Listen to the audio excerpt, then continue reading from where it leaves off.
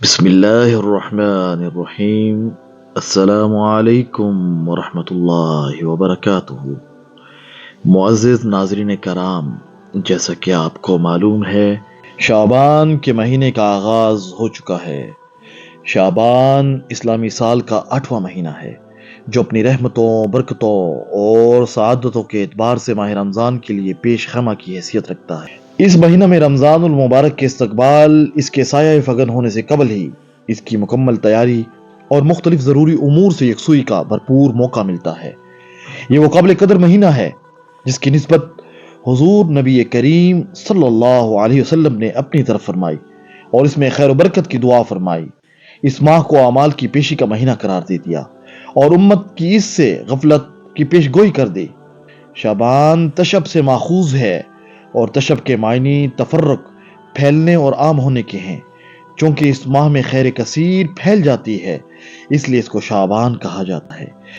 معزز ناظرین کرام، اس مہینہ میں آپ صلی اللہ علیہ وسلم کی دیرینہ تمنا پوری ہوئی اور تحویل قبلہ کا حکم نازل ہوا۔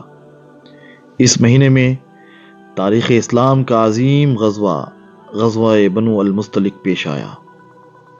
اس مہینے میں آپ صلی اللہ علیہ وسلم نے حضرت حفصہ اور جویریہ رضی اللہ تعالی عنہ سے نکاح فرمایا۔ تیمم سے متعلق احکامات کا نزول بھی اسی مہینے میں ہوا۔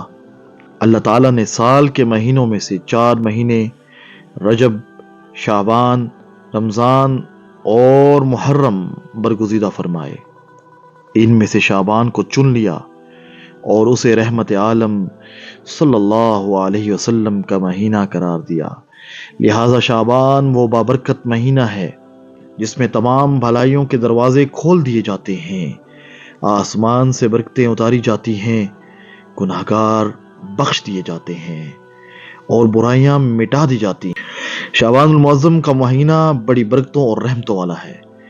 یہ وہی قابل احترام مہینہ ہے کہ جب رجب المرجب کا چاند نظر آتا ہے تو نبی کریم صلی اللہ علیہ وسلم یہ دعا فرمایا کرتے تھے: الہی رجب اور شعبان میں ہمیں برکت دے اور ہم کو خیریت کے ساتھ رمضان تک پہنچا دے۔ اسلامی سال کا یہ 8واں مہینہ اپنی رحمتوں، برکتوں اور سعادتوں کے اعتبار سے محتم بالشان اور ماہ رمضان کے لیے پیش خیمہ ہوتا ہے۔ اس مہینے کی عظمت و اہمیت اتنی ہے کہ خود رسول اللہ صلی اللہ علیہ وسلم نے اس مہینے میں رمضان کی تیاری کی ترغیب دی۔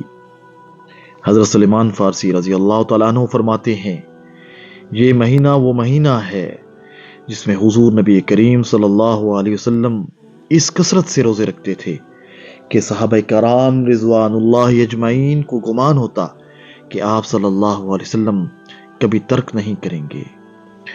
ام المومنین حضرت سیدہ عائشہ صدیقہ رضی اللہ تعالی عنہ فرماتی ہیں: حضور صلی اللہ علیہ وسلم کو یہ بات پسند تھی کہ شعبان کے روزے رکھتے رکھتے رمضان سے ملا دیں۔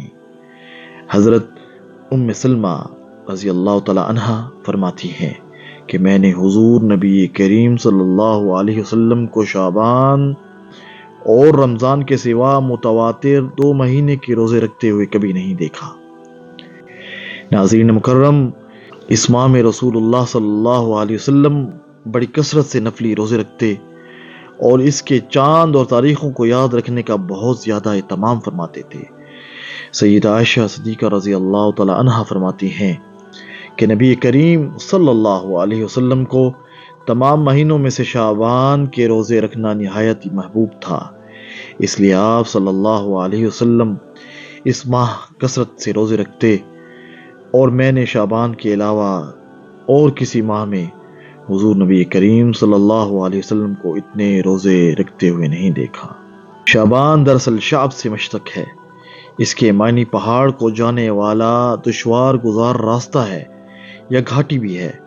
اس ماہ کا نام شعبان رکھنے کی ایک وجہ یہ بھی ہو سکتی ہے کہ ہم خیر و برکت کے زیادہ سے زیادہ اعمال سے اللہ کا قرب حاصل کر سکیں۔ اس ماہ کو یہ اعزاز کیا کم ہے کہ اللہ کے محبوب حضور سرور کائنات صلی اللہ علیہ وسلم نے اس کو خود سے منسوب فرمایا اور دوسرے مہینوں کی نسبت آپ صلی اللہ علیہ وسلم کی نفلی عبادت میں اس ماہ اضافہ ہو جاتا۔ اس ماہ عبادات کرنے کی تلقین فرمائی۔ حضرت اسامہ رضی اللہ تعالیٰ عنہ سے روایت ہے کہ میں نے عرض کیا، اے اللہ کے رسول، میں نے آپ کو اس قدر روزے رکھتے نہیں دیکھا جس قدر آپ شعبان میں رکھتے ہیں۔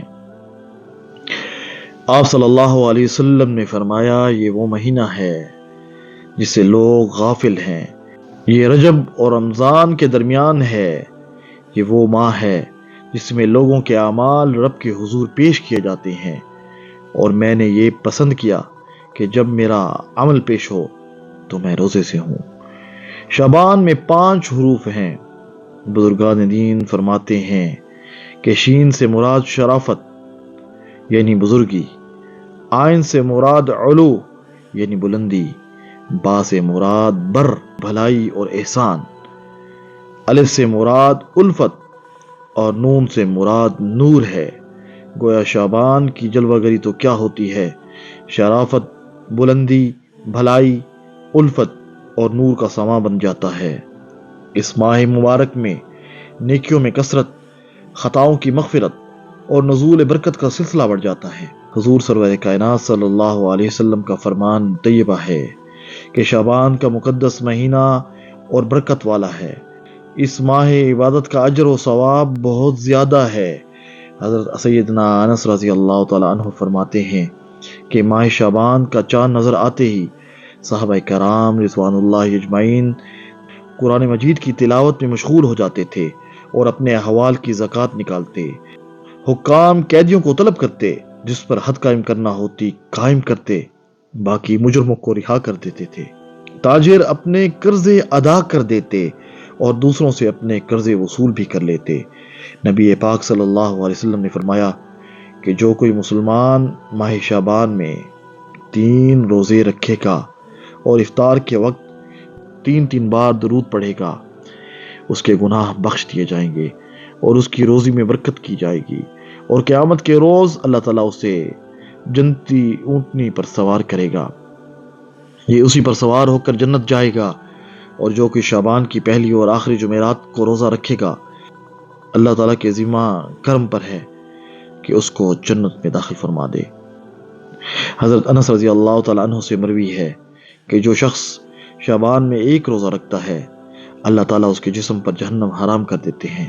حدیث میں آتا ہے، شعبان میرا مہینہ ہے، اس ماہ میں جو اللہ تعالیٰ کی رضا کے لیے 10 روزے رکھے گا، اس کے لیے میری یعنی حضور نبی کریم صلی اللہ علیہ وسلم کی شفاعت حلال ہوگی۔ ناظرین کرام، ہمیں چاہیے کہ جتنا بھی ہو سکے اس ماہ مقدس میں منور عبادات کی کثرت کریں، درود شریف کی کثرت کریں، کیونکہ یہ ہمارے حضور سرور کائنات صلی اللہ علیہ وسلم کا مہینہ ہے، اور آپ صلی اللہ علیہ وسلم کے وسیلے سے اپنے گناہوں سے توبہ کریں۔ اللہ ہم سب پر اپنا خاص فضل فرمائے اور ہماری انفرادی و اجتماعی پریشانیاں اپنے حبیب حضور سرور کائنات صلی اللہ علیہ وسلم کے صدقے سے دور فرمائے، اور اس ماہ مقدس کے ان مقدس دنوں میں زیادہ سے زیادہ فکر آخرت کی توفیق عطا فرمائے، اور ہمارے ملک پاکستان کی حفاظت فرمائے۔ وما علینا الا البلاغ المبین۔